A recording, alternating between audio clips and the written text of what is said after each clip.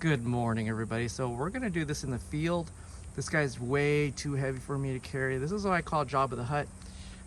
This is actually a Nerifloria, Sclerifloria, Ficus, whatever you want to call it.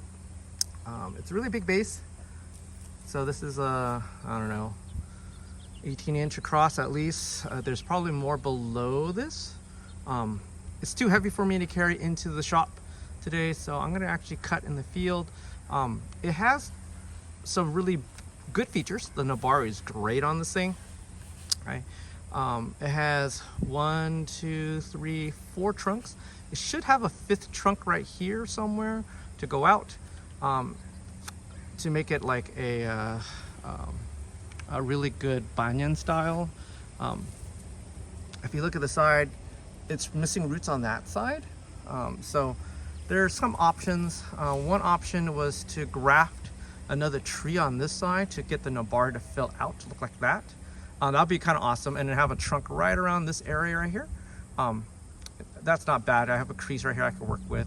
The other idea right now is, because this main branch is getting really weak, it's being shaded out by this monster trunk in the back here. I'm gonna have to cut that off. That monster trunk in the back there. And then these are all kind of surrounding it. So slowly it's losing air, losing light. So this is actually dying out. So what I'm going to do is the initial cut back today. So I'm going to cut that branch off right here. Okay, I'm probably about a little right around that range. Okay, and then I'm going to do the same thing over here because this branch is really strong. You can see that right there. I'm going to do the same thing with the back branch over here. The same. So I'm going to lower these branches. I'm going to probably grow these branches out. And get some new cuttings out of those, and then I'm gonna try and let that center one grow out. So let me use my trusty sawzall. My trusty sawzall is right there, and a grafting knife, and then we're gonna do it really quick. Okay, let me so here's the initial cut back. I didn't cut the 3 branches at the same level. They're actually kind of alternating. If you notice that that one's lowest, a little higher, and that one's a little higher. So visually it's not on the same plane. What I'm going to do next is probably trim back these big branches. I'm probably going to let one be a leader and kind of grow out, and then I'm going to try to trim some of these ugly, like they're starting to form knuckles, and I'll show you what a knuckle means. Let me grab a branch really quick.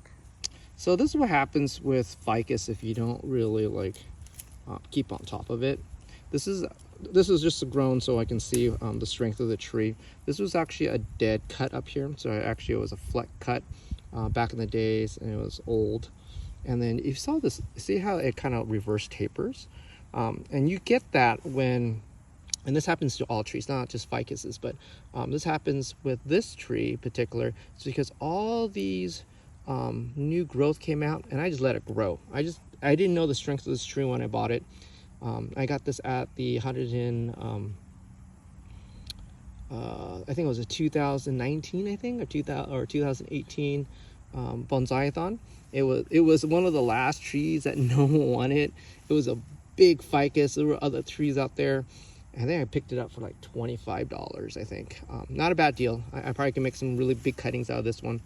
But you see this knuckling right here? This is what's going to happen if you don't keep on top of your ficus, because every single time when you have a cut area, that has a high probability of pushing new growth out. And what you have to do is, when this pushes out, I'm going to select only two nodes. I'm going to let that grow out. So let me go back to my example here. So here's one branch. I'm going to select probably a branch right here, and this might be a keeper branch.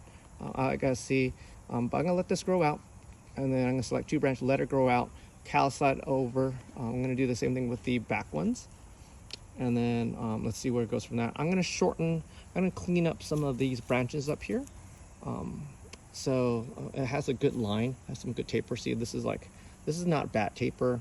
Just need to clean it up right here and clean it up right here. Let this grow out. I might shorten that up to about there, and then this might be. That might be my new leader just because it's so big, or I can cut it right there and let this take off to my new leader. Well, I'll figure out. Let me kind of check this out, and then I'll come back. We'll do some quick commentary.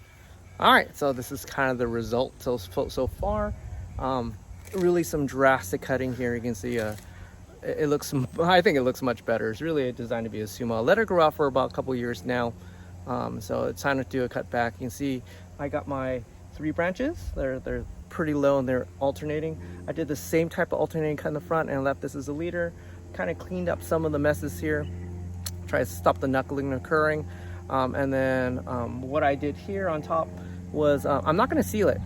These have a natural laxative, or not laxative, excuse me, latex, excuse me, and then that should seal it naturally. But I might go back and seal it just because we're going to really the hot, dry portion of here in Southern Cal.